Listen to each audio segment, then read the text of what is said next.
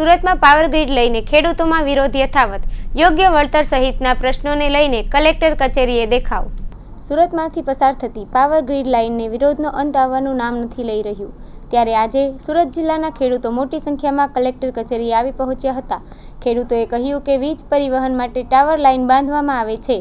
હાલમાં અમારા વિસ્તારમાં ખાવડાથી નવસારી 765 કેવીની વીજ પરિવહન લાઇન નાખવા માટે ટાવરો બાંધવા માટેની કાર્યવાહી ચાલી રહી છે, જેમાં વીજ પરિવહન કરવા માટેના હાલના કાયદાઓના સરેઆમ ઉલ્લંઘન કરવામાં આવી રહેલ છે, તેમજ કાયદાઓનું ખોટું અર્થઘટન થઈને ખેડૂતોને રંજાડવામાં આવી રહેલ છે, જેને લઈને ખેડૂતો વ્યાપક પ્રમાણમાં અસંતોષ ઉત્પન્ન થયેલ છે।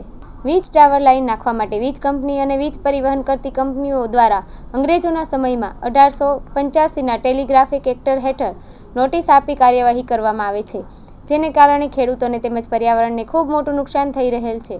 એ સંજોગોમાં 1885ના ટેલિગ્રાફિક કાયદાને નાબૂદ કરી પર્યાવરણ અને ખેડૂતોને લાભકારક કાયદો બનાવવા માટે વિનંતી છે। ભારત સરકાર દ્વારા સ્થાપિત 2003ના ઇલેક્ટ્રિસિટી એક્ટનું ખોટું અર્થઘટન કરી વીજ પરિવહન લાઇન જઈ રહી છે।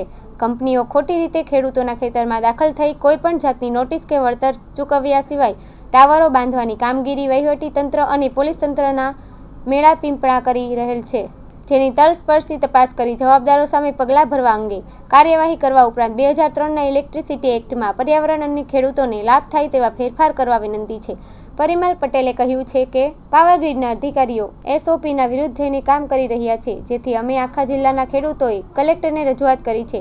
વળતર બાબા આદમ જમાનાનું આપે છે, જેથી નવા કાયદા પ્રમાણે વળતર આપવામાં આવે તેવી રજૂઆત કરી છે। જિલ્લા કલેક્ટરે પોતાના પ્રયાસ કરવાનું કહ્યું છે, જો યોગ્ય ન્યાય નહીં મળે તો ઉપર કોર્ટમાં પણ જઈશું।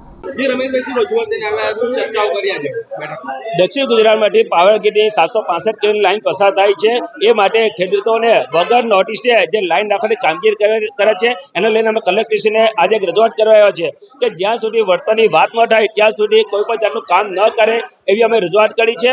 અને આ જે અમે રૂટ મેપની માંગણી કરી છે, ખરેખર જે ખેડૂતોની લાઇન જાય છે એને રૂટ મેપ આપવો જોઈએ, પરંતુ આ લોકો રૂટ મેપ આપતા નથી અને કલેક્ટરશ્રીને આ અમારે રજૂઆત કરવા આવ્યા હતા। અમે ખેડૂતોને કઈ પ્રકારે નુકસાન જઈ રહ્યું છે આ પ્રોજેક્ટ લઈને? ખેડૂતો આ 765 જે કેવી લાઇન છે એ અત્યારની મહાકાય અને મોટી લાઇન છે। આ લાઇનથી લગભગ ખેડૂતોને એક જમીન પોતાની ચાલી જશે અને એના બદલામાં નજીક વળતર આપે છે, એટલે ખેડૂતોને બહુ મોટું નુકસાન થવાની ભીતિ સેવાઈ રહેલી છે। આવનારા દિવસોમાં કેવી લડાઈ રહેશે તમારી? જો અમે કલેક્ટરશ્રીને રજૂઆત કરી છે કે અમને ન્યાય મળવો જોઈએ, નહીં ન્યાય મળે તો અમે હાઈકોર્ટમાં અમારે જનાર છે।